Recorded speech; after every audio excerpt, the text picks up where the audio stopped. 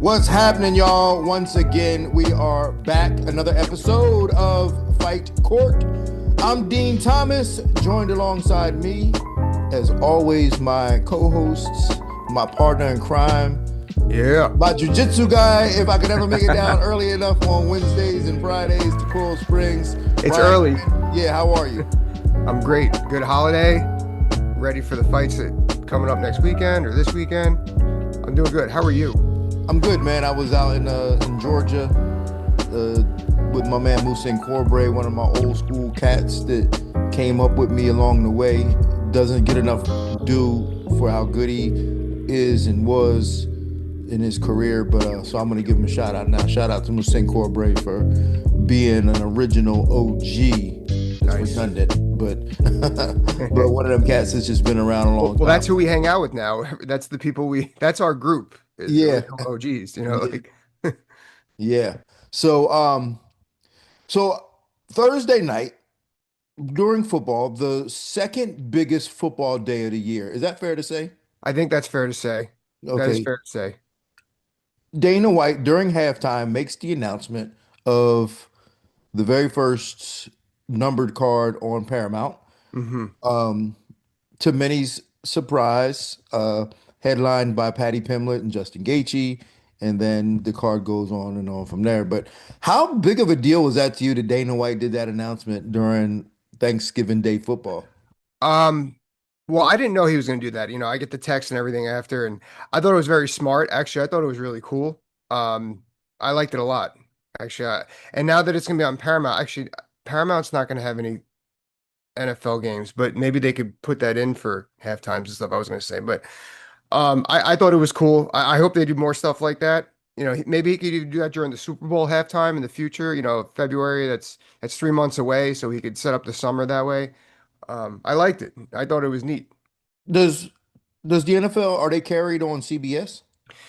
Yeah, yeah, they So are. Oh that yeah, was yeah, so he so yep. he did announce that on CBS, right? Yes, So yeah, yes. so like it makes so That's yeah, right. so that Paramount deal does include CBS and their sporting arrangements. So it makes perfect sense why that happened that way. But it was like a big deal to me. Like I get No, I emotional know what about you things mean. like that, you know? You make me, and I don't mean to cut you off. Well, I remember when the UFC came back during COVID, we were the first sport to come back and do something, and like I got like moved that we were the first step forward. Yeah. MMA was the first step forward. Like, so I know exactly what you mean.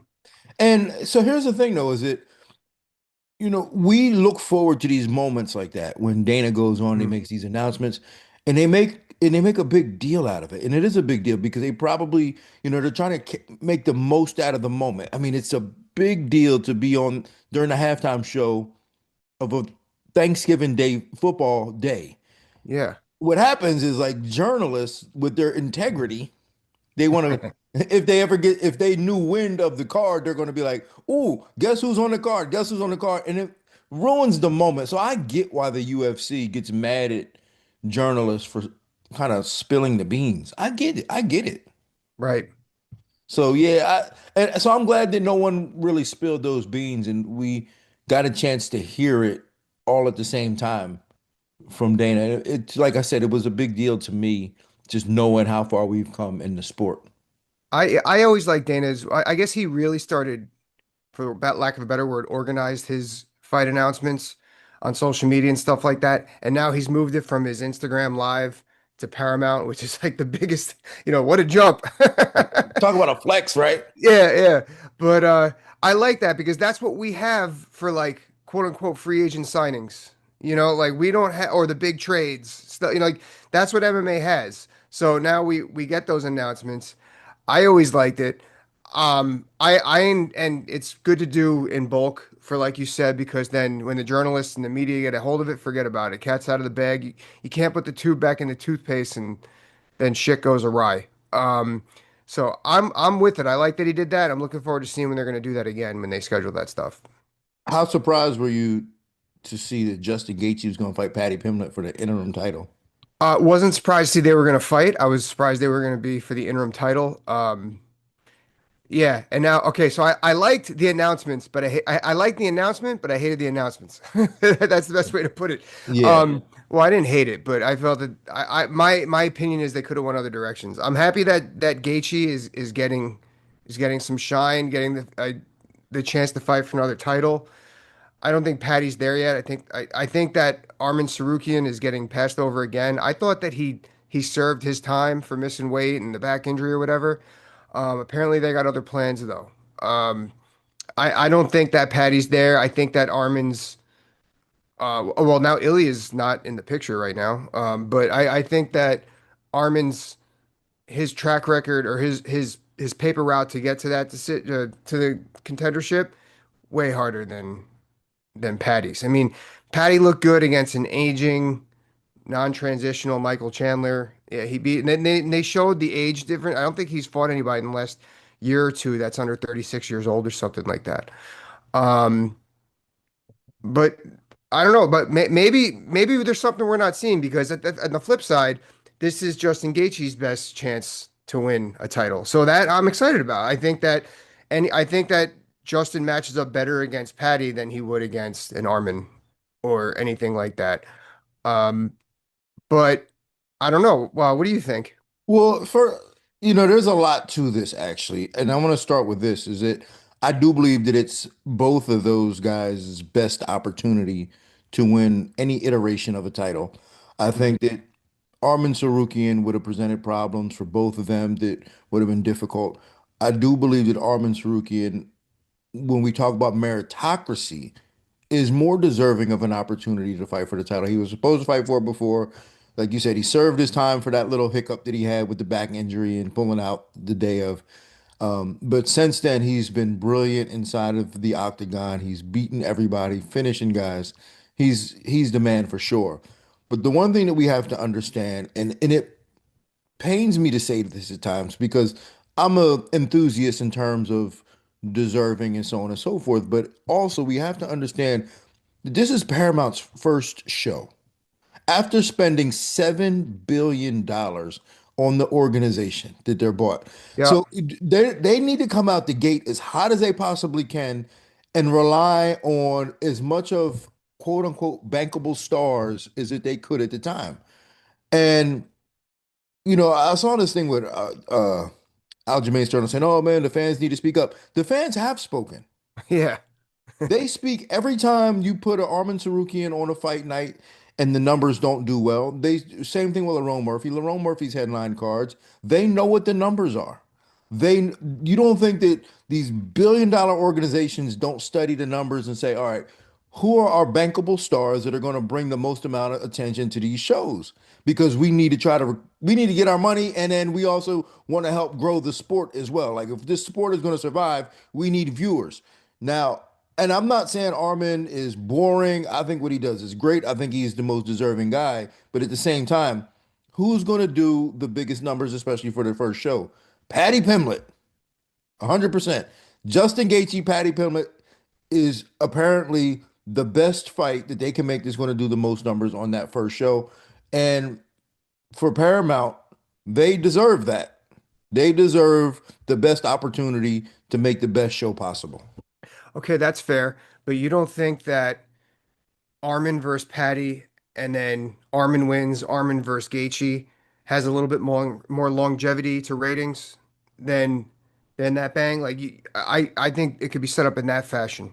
I mean, it could have been, but it might have been a situation where Gaethje was like, I mean, so we also have to understand that like everybody is not going to be happy with these decisions, and we don't know what the negotiations were like in the rooms. And Gaethje might have been like, "Yo, I want to fight in January. I don't care what happens. I don't care who I want to fight in January." Mhm. UFC was probably like, "All right, we got to get him a fight." So then there goes the equation of Paddy and Arman. You know what I'm saying? Or maybe Paddy was like, "I don't want to fight Arman. I want to fight Gaethje," and they were just like, "Well, perfect. We want Gaethje to fight anyway. It's a better fight." So with all things said, everybody's, these organizations are trying to make as many people happy as they possibly can.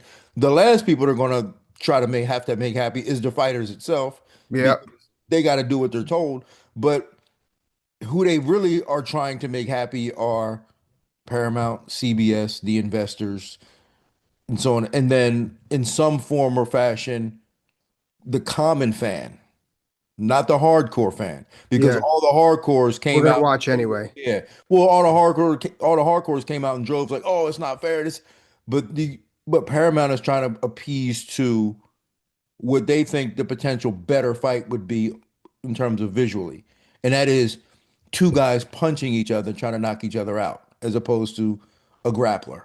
And that's just the way. That's just where we still are in this game. So when I look at it this way, I always take it upon myself as my job as an analyst to try to educate the fans so that we don't have to have situations like this. It's going to take a long time, and I can't do it myself.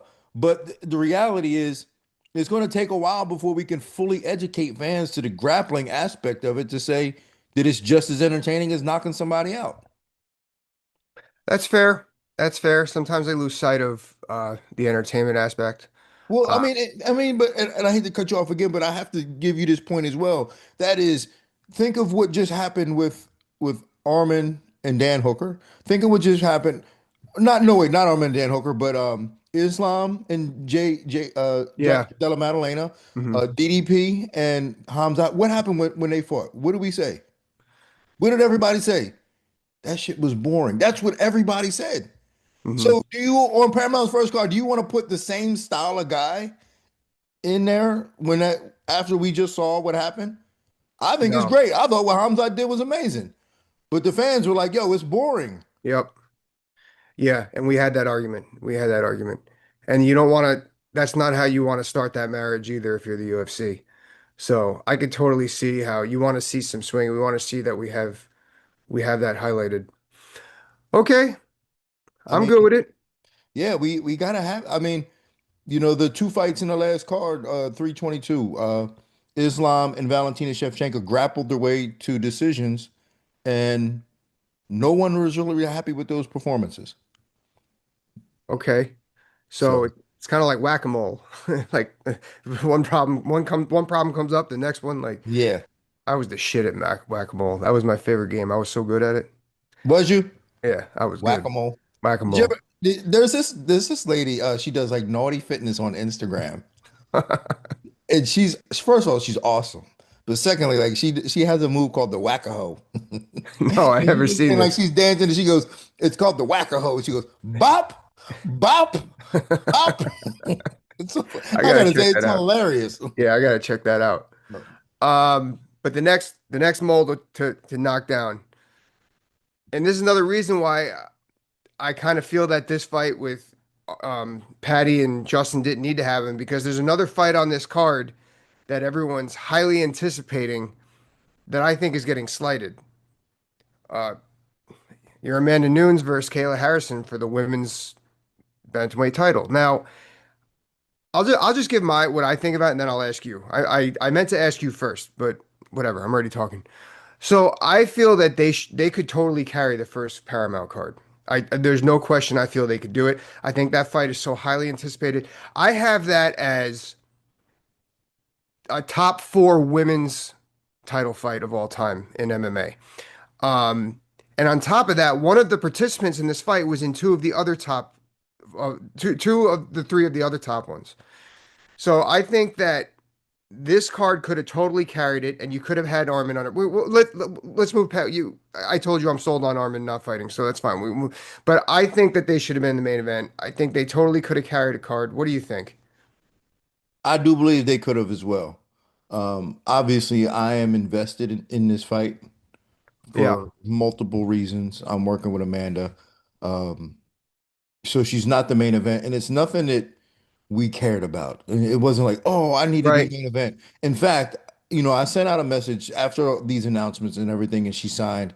I sent a message to the team and was just like, hey guys, listen, it's going to get really busy, and it might be a circus these next couple of days, the next couple of weeks. So we just really have to be focused and communicate so that we can be all on the same page, all at the same time, because it's going to get crazy, and they're not the main event, and it's still going to be crazy. If they were the main event, it would be even more crazy. So part of me is a bit relieved that it's not the main event because that takes away at least some of the pressure of not carrying the card. and because I want to really just focus on the fight itself. But so I'm not offended or like, oh man, Amanda deserves better.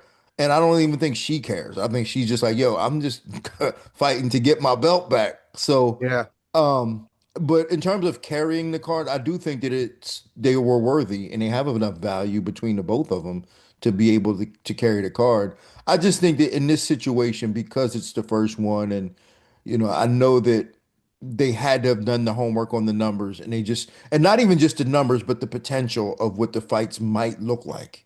And the potential of what the fight could possibly look like between Gaethje and Paddy Pimblett, to me, is probably the reason why they're headlining the card, just based off of their history of how they fight. And it's probably going to be a really fun fight to watch. Yep. Okay. Probably more so, probably even more fun, like just more fun to watch than Kayla and Amanda. Like the potential of it is just more fun to watch.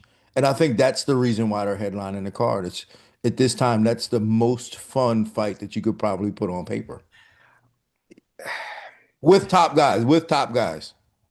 I see your theory. I'm still personally, I'm just not into it. I think that look what happened. Look what happened with Robbie and Rory. They were the co-main event, They one of the stole the best show. fights of all time, stole Stole the the show. show. Yeah.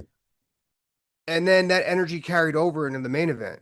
Hmm. Granted, Connor was something else, but that energy carried, and the Connor fight sucked. Connor Chad Mendez until the fight ended. The fight Yeah. was terrible. And Yeah. um, I think that they could have done that with this. I think that Patty and Justin could have teed off for for these ladies, but I think that they screwed up there. Just me. Yeah. I mean, again, I don't know the exact reasons why. Like these are just my theories as to Yeah, yeah, what I think about where we are in the business and what. And I try to put myself in the shoes of the fans and then in terms of like the execs and what they think about what the fans are thinking. And the only reason I can think of it is just on paper, the potential of it being a more fun fight to carry the card at the end seems to be the reason why they are the main event. And I speak of Gaethje and Pimblett because on paper, that really does sound like it's going to be a fun fight yeah. It is gonna be a fun fight. and appealing to watch. So, Um, yeah, so we'll see, man. We'll see. Mhm. That happens We're January 24th. it's a great card regardless. So we're all gonna watch. Yeah. There's really as much as I was just pissing and moaning, there's nothing to bellyache about this card. It's gonna be a great card. There's no question. I know we tend to bellyache and get pissed off at like little things. I Yeah, mean, it's free. I mean, if you have a subscription to Paramount Plus, it's free. yeah, yeah, Like, what are you complaining about? It's yeah, free. yeah. Stop complaining. It's free. So yeah, there's nothing to complain about. But here's something to complain about. If you are a guy walking into the gym for the first time and you want to and you want to test yourself, note to what I like to refer to as civilians, don't go into a gym and test yourself. Don't do it. I'm telling you now, you're no good. You're not good. I'm just telling you now. You're not as good as you think you are, and you're not good at all if you've never done this before. I'm telling you. So there's no need for you to ever want to put a pair of gloves on and be like, "Ooh, I want to test myself against a UFC fighter." I'm telling you now, you're not going to do good. Um, well, let's get into what we're talking about. Yeah. Alex Pereira knocked, actually, it was so funny. I don't know if it was true, but I'll run with the rumor because it was hysterical. It said Alex Pereira knocks out father of six. Is It that said, what it said? yeah, that's what it said. I swear I hate the way the media spins things, but that Dude, is funny. I think it was just a random person, which is like, oh, but anyway. All right, so Alex was sparring. They said he was a heavyweight. Doesn't really matter what he was. The guy clearly wasn't on the level. And Alex just teed him up, and within 5, 10 seconds, Alex gives his signature check hook, and the guy lays the guy out. Um, yeah, there's no reason for somebody like that to take the Cadillac for a spin. There's Mhm. it's not fun for him. It's not fun for the actual fighter, and it's not going to be fun or healthy for you. the civilian. I know exactly. We call them civilians too. Like, there's really no reason to put yourself in that situation. You're asking to get hurt, quite literally. You're asking to get hurt. Um, what are you going to tell your friends? Oh, I got one in on Alex. He's not going to give you that either.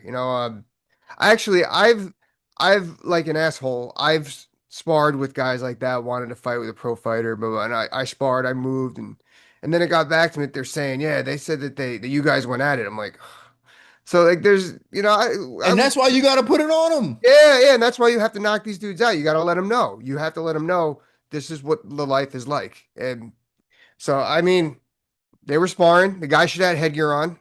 Screw it. Like, Well, I think so. This is one of them situations. I'm all about mhm. safety and so on and so forth, but I'm also about precaution. And I Mhm. just said, don't do it. And I am 1,000% okay with what happened in this situation. And I'll tell you why. Because if you're a pro fighter and you have a certain expectation of how you train and how you operate, and somebody comes in and wants to infringe upon that, you have every right to maintain your standard of how you operate. Yeah. Now, I would have a problem with it if you're a pro and like you don't spar hard and then somebody comes in and you try to hurt them. I have a problem with that. But Alex Pereira, and there's also a video right now of Alex Pereira and Rosabella Despaigne sparring, going at it, scrapping, going Oh, at I it. did see that. You saw Yeah. that going Mhm. at it. That is Alex's baseline. He spars like that. He's gonna crack you. I've heard story like Phil Rose, like, yeah, man, he cracks you. He'll crack you. That's the way he goes, man. So Mhm. like if you coming in off the street, don't expect him to be like, oh, we're gonna play around and you're gonna get one in on me. No, he's being consistent with his standard. He spar like that. So don't get in there with him.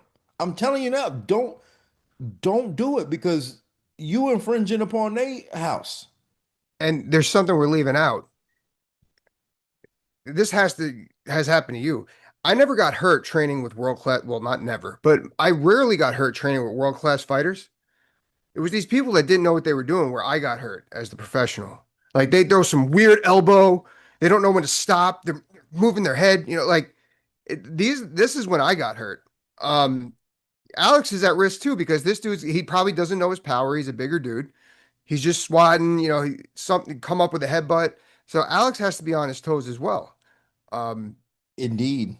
it, I it, mean, I don't know the level of this guy's experience, but just the way he was holding his hands, I could tell he didn't really know what he was doing. yeah, and So his mouth was open and like, yeah, I could tell he didn't know what he was doing, but you shouldn't even have been in that situation. Like, yeah, don't even, go to class, hit the bag like everybody else, learn how to shadow box like everybody else. What makes you think you can put on gloves? What gives you the audacity to put on gloves and then train with a pro level player? yeah, unbelievable. That's like a softball player going to wants to take batting practice with the Yankees. Yeah, get out of here. Yeah, Yeah, the I fuck mean, out of yeah, here. you kind of deserve it, man. Get out of here with that nonsense. So So have you ever been in this position before? I mean, when I had my schools, I'd get it all the time because Yeah. when my schools was in Port St. Lucie, which was kind of known for a lot Hmm. of tough guys. We do have some Hmm. tough guys there, um, but at the time, like there's a lot of they fight a lot, and so like they would come in and be like, "Yeah, I want to," and I would always sit them down. I'd always, I was a body snatcher. I'd always sit them down. Boop, boop, boop. Yeah. Always sit him down. I mean, I wouldn't go hard to the face like that. That was just my standard of not wanting to do that. But these other if you go in and spar with a guy like whoever, I don't care who you are, because every gym has an enforcer, Yep. and Alex is just by nature an enforcer. He fights Hmm. that way, he trains that way. He's an enforcer. So, but for me, I was the enforcer of my own gym, but I wouldn't go to the head hard with guys, but I loved ripping the body. That's I bet that's scarier for a civilian than getting hit in the head. It's like getting hit in the head, like you almost know what to expect. People have no idea until you get a bad body shot what it's like. Hmm. And I would never let him quit in the middle of the round. Even No, worse. yeah, you know what I'm saying? Like, no, hold on. Nope. The round ain't over, G. You can quit after the round, but the round ain't over. I'd never let a person quit in the middle of a round. Beautiful. Don't come in here and this is not your terms. This Yeah, is it's not your what you signed terms. up for. Yup. You came in here, you thought one thing, and it's not the way you thought it was going to be. You don't get to change it in the middle of it. So I got in a lot of that bullshit at our gym. I feel that it was either somebody coming in, but usually I felt that this, and I could be wrong, but because I was on the lower end of the totem pole of the elite, so to speak, I felt that my name was like big enough where they could feel better about beating up one of the names over there at American Top Team, but not big enough where they were going to get, steamrolled. Um, but this is how I felt about it too. I always gave them the benefit of the doubt when I was training. First, I usually got put with the newer guys to try to see what they were about, because I could probably keep myself safe. But I always gave them the benefit of the doubt that they were probably nervous walking into one of the biggest gyms in the world, all these big name coaches, these fighters. So I'm like, all right, maybe. So if one got through, or I made sure they knew that I shook it off and things were cool. But as soon as the second one, that means that you weren't being respected anymore. As soon as the second one got in, I would light you up. I would just go crazy. There's not even anything to think about. And I know that for the most part, the coaches knew what I was doing. I think I was only separated like once or twice where I was really going a little too hard. But I would just make them miserable out of that.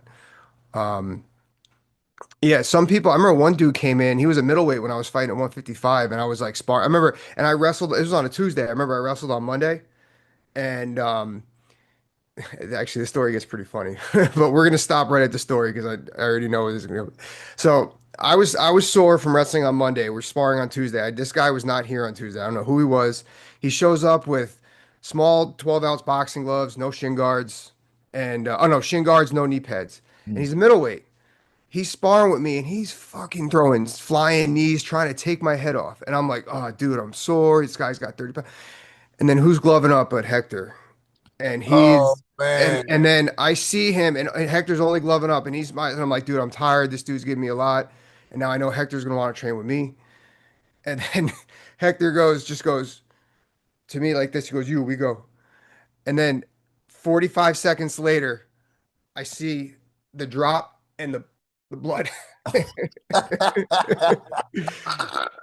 You don't come in here. You don't come in here.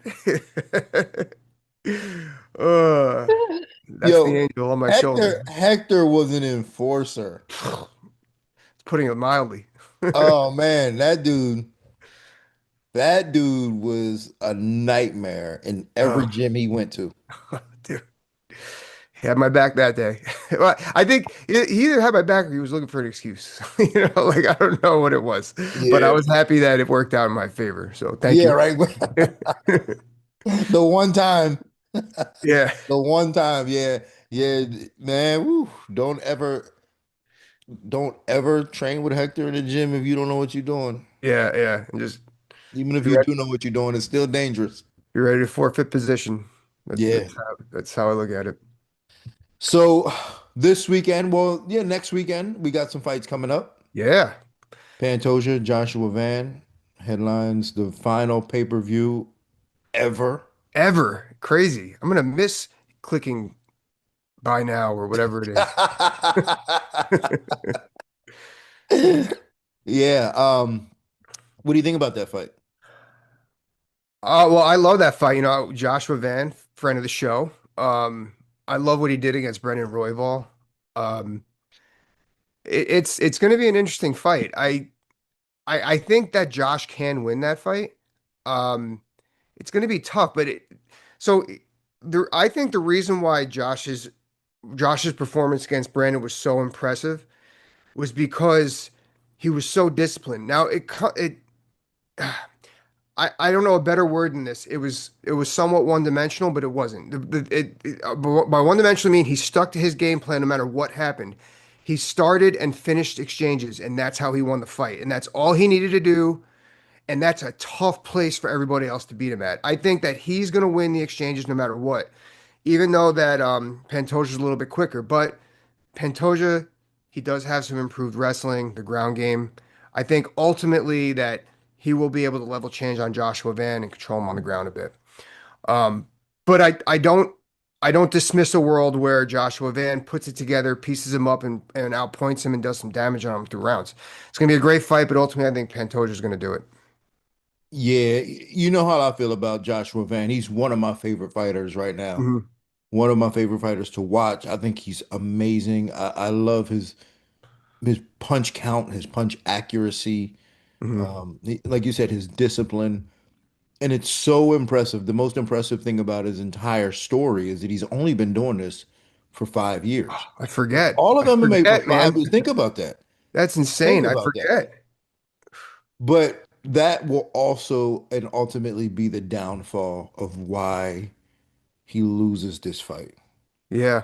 It's just not enough, man. Like you to fight a guy like Pantoja who is just so skilled, so crafty, and so dominant in that division. And he's not distracted with like moving up or distracted with trying to be a superstar. He's so focused and dedicated on just remaining the champ at, at flyweight. So, and he's so good. And you said one dimensional for Joshua Van, and that's a real thing for him. He's one dimensional because he hasn't had time Hmm. to develop these different dimensions in his game. Like, could you imagine like if he could offensively wrestle and do a bunch of jujitsu, like how much better he would actually be? I think it was like year 6 or 7 where I really started learning the quote unquote MMA moves, where Yeah. so yeah, yeah, bright future for this guy. Holy Yeah, shit. so I think that's going to be a problem for him. I think just the diversity and the variety of attacks that Pantoja has for Joshua Van is going to give him a lot of problems, man. He's going to have a hard time defending shots, and then Pantoja, he's such a demon on his feet when he just starts throwing punches. Like Hmm. he's just recklessly throwing punches when you think you're going to shoot, when they think he's going to shoot. He's going to be a problem for Joshua Van. I can't imagine. I mean, obviously it's a fight, so there is a world where Joshua can win. It's just to me a bit farther out there than I think he hopes it would be. I mean, it's totally a fight where he falls forward though. He's gonna see these quote Yeah, unquote MMA moves, and he's gonna see, oh man, I could see that. I could see the angle I didn't create there. He's gonna see what he didn't do, and he's gonna be a much better fighter regardless of what happens after this fight. So I'm looking forward to that. It's I gonna be think a it, good fight to study. It's gonna be a good fight to study. yeah, I think it's going to look very similar to Pantoja and Kai France. Yeah. Yeah. I mean, it's kind of the same fight, except for Kai probably has more experience, Hmm. and he doesn't punch as fast as Joshua Van either. So, um, but I mean, he had a hard time just reading. Kai had a hard time reading what Pantoja was doing to him. And I think that's what's the similarity is that Van's gonna have a hard time reading the moves. So it'll be interesting. What else is on this card? Merab versus Petr Yan. How did I forget that? Yeah. Well, even yeah, no, I What kind was of I did thinking? first too. It's I had because to look. Merab fights so much, it's like you Yeah. forget he's fighting again. He's like the dude from Mr. Deeds, the butler that just pops up. That's Yeah. Um, hard to pick against Merab. yeah, I think Merab's gonna do Merab. Uh, It's so crazy, man. I, I you know what Merab's gonna do, and no one has found a way to even make it look like they prepared for it. it's crazy. I mean, I think the best thing, and this is not a manageable game plan, I get that, but it's or not maybe manageable isn't the word I'm conducive, maybe is the word, but you got to win round one against Merab. He tends to try to calculate in that first round. You got to steal it. But even is that sustainable? No, there's still 4 more rounds. And especially against Petr Yan, where I think I went back and watched the Sean O'Malley fight, and in one of those rounds, like there's been rounds where he's gone like a full 90 seconds before he even throws a punch, and they're in a stand-up. And with Merab, when he's trying to calculate and see your movement, and that's what you're giving him, you're not giving him anything to worry about. It's going to be easier to figure out. Well, I think just, I think people just get it wrong, man. They think that they're going to stop the takedown and then counter him or catch him coming in. And it's so hard to do that. It's like hitting a pitch. It's Yeah. hard to do that. My strategy, if I was fighting Merab, would be you got to attack him. You got to offensively wrestle him. You can't try to catch him coming in. You gotta attack him, offensively wrestle him, walk him down. You can't back up trying to catch him coming in. He's just too good at reading that. He's too good at seeing all that stuff. Yeah. Those tricks are those aren't working Yeah. on him. Yeah, catching him, yeah, you gotta do something to keep him on his heels. You Yeah, gotta you got to get him going backwards. You got to get him worried about the takedown, get him worried about some things. Mhm. But yeah, that's what I think. But if there is anybody who can catch him, Petr Yan is pretty good at like being in balance and being in position to catch people. So he Yeah. might have an opportunity, but man, can't bet against Merab. Can't do it. No. It's Merab's show right now. Yeah, can't do that. So, Yeah. well, we will see what happens on the 6th. I'll be Are you working. working it? Oh yeah, there you I'm go. working. Yeah, I'm working. And then we'll be doing our show again right afterwards. Yeah. All right, I'll Yeah, text you on Saturday. We'll figure that all out. and I'm staying in Vegas for a whole week because the week after Jillian's fighting, so I'm actually just gonna stay out there. Yeah, yeah, yeah. All right. So, well, Ryan, it is always a pleasure. I hope that you had enough turkey to eat. I did. Good. Don't And eat mashed too much though. potatoes. Don't No, eat too much. Did you have one of them comas where you're like, I did. So you know what? I got my second plate, and then we were at a guest house, and then my son just stopped eating his first plate, and he didn't want to throw it away, so he just dumped all his leftovers on my plate. So I had like two and a half plates. I'm like, fuck. And of course, I'm like a horse in hay. I just gotta, so. And then my friend's mother came out. Did you have my rice pudding? I was like, listen, I can't have anything for at least another half hour. yeah, Thanksgiving? Oh, excuse me. Thanksgiving is definitely my favorite holiday. Yeah, Like, it's what's mine better too. than just eating and doing nothing? Yeah, it's just so chill. It's Yeah, uh, just it's the eating and best. doing nothing. And that's Yeah, that is the principle behind it. Eat and do nothing. So, yeah, yeah. yeah. So, well, all right, my man. I will catch up with you soon. Yep. Hopefully, uh, who knows, man? I'm hoping I can make it to a jiu-jitsu class this week in the morning. I need to. All right. But Wednesday, Friday. Oh, all well, right, Wednesday, then if you'll be out leaving Friday. but I leave later Friday, so I might still be Oh, able to make it. So, all right, here we go. all right, big dog. I will catch up with you. If you enjoyed the show, make sure that you hit like, share, and subscribe. And on that note, this court is adjourned.